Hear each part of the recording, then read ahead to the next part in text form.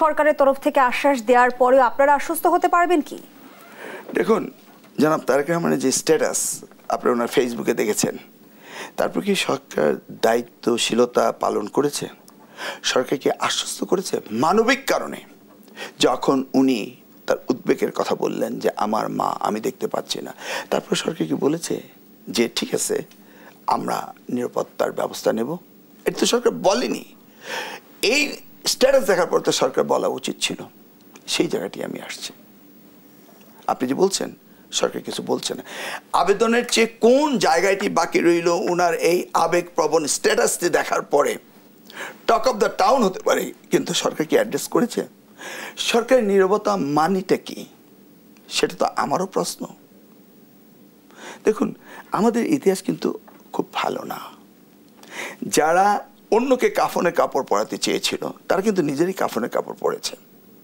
অতএব আজকে যারা এই দেশে অন্যরকম চিন্তাভাবনা করছে, এই জাতি, এদেশ এই 24-এর বিপ্লবের পর আর এর পুনরাবৃত্তি হবে না, এটা কিন্তু অন্যরকম চিন্তার কথা আপনি বলছিলেন। আমরা রাজনৈতিক অঙ্গনে বেশ কিছুদিন ধরেই কিন্তু -2 ফর্মুলার কথা শুনে এসেছি, কিন্তু বর্তমান সময় আমরা যেটি শুনছি সেটা হচ্ছে -4 ফর্মুলা।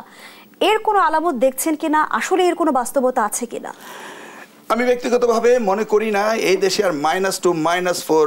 আর আপনি যদি আমাদের তারেক রহমানের কথা বলেন তাহলে তো আমি দেখছি যে তারেক রহমানের স্ত্রী, তার ছোট ভাইয়ের স্ত্রী, তার 2 কন্যা, ওনার কন্যা, এই মাইনাস প্যাকেজ আর এই দেশে কাজে লাগবে না।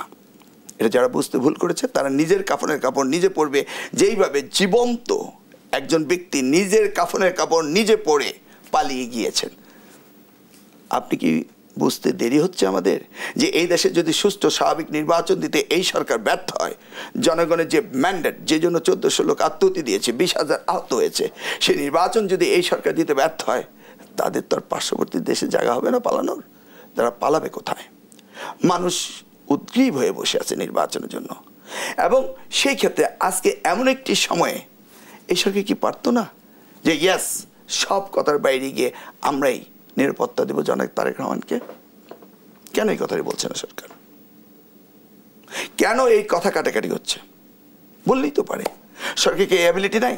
ধরুন উনি বিদেশি রয়ে গেলেন, নির্বাচন হলো, নির্বাচনের পর সংখ্যাগরিষ্ঠতা পেলেন, উনি প্রধানমন্ত্রী হয়ে দেশে আসলেন, সেদিন কি এই লন্ডন ফেরতা প্রধানমন্ত্রীকে কি নিরাপত্তা এই সরকার দেবে না? নিশ্চয়ই দেবে। সরকার সেই সম্ভাবনা আছে কি এসনুল হক মিলন? এমন একটা গুঞ্জন কিন্তু রাজনৈতিক অঙ্গনে রয়েছে যে নির্বাচনের আগে তারেক রহমান হয়তো দেশে ফিরবেন না। হয়তো দেশে ফিরতে দেওয়া হচ্ছে না, কথাটাকে তো অন্যভাবে বলতে হবে। হয়তো ফিরবেন না মানে কি দেশে ফিরতে চাই, এই স্ট্যাটাসের পরে আমরা এই কথাটাকে টুইস্ট করতে পারি? মানবিক কারণে তো আমরা এই কথাটা টুইস্ট করতে পারি না। আজকে যারা টুইস্ট করছেন তাদের ভিতরে দুরভিসন্ধি রয়েছে, তারাই আগামী দিনের ষড়যন্ত্রকারীদের দোসর। একটি সেন্টেন্স ক্লিয়ারলি বলা হয়েছে, এটাকে টুইস্ট করা হবে কেন? কিছু কিছু রাজনৈতিক দল করতে চাচ্ছে। There is no twist, it's a plain simple. Bangla ভাষায় আবেগ ঘন একটি স্টেটমেন্ট দেওয়া হয়েছে, এটাকে টুইস্ট হবে কেন? আর যদি সেটাই করা হয় তাহলে নিশ্চিত, যদি তিনি আল্লাহর রহমতে বিদেশে বিবাহিত বসে যদি প্রধানমন্ত্রী হন, তিনি বিদেশ বিবাহিত বসে এই দেশে এই দলটিকে সর্ববৃহৎ রাজনৈতিক দলে প্রতিষ্ঠিত করেছেন। এটা কি দেখতে পাচ্ছি না আমরা? এটা কি জনগণ দেখতে পাচ্ছে না? সকলে দেখতে পাচ্ছে। তারপরে কেন সরকার ওনার নিরাপত্তা দিয়ে এই স্ট্যাটাসের পরে একটি সেন্টেন্স বললো না? আমি তো এটা জানতে চাই। কিন্তু তারেক রহমান বিদেশে অবস্থান করলে বিএনপির নির্বাচনী রাজনীতিতে প্রভাব পড়বে কতটা? আমি মনে করি উনি বিদেশে থেকে এই দলকে প্রতিষ্ঠিত করেছেন। বিদেশের থেকে আমরা এই পপুলারিটি অর্জন করেছি। আমাদের এই ব্যারোমিটারে উনি আজকে একদম হাইস্ট পর্যায়ে নিয়েছেন, ফারেনহাইট নিয়ে গিয়েছেন 10-এর ভিতরে 9। হাও বিদেশে বসে? আমি তো সেটা দেখছি না যে বিদেশে বসে থাকলে উনি পারবেন না। ধন্যবাদ জানাচ্ছি ডক্টর আনোয়ার হক মিলন।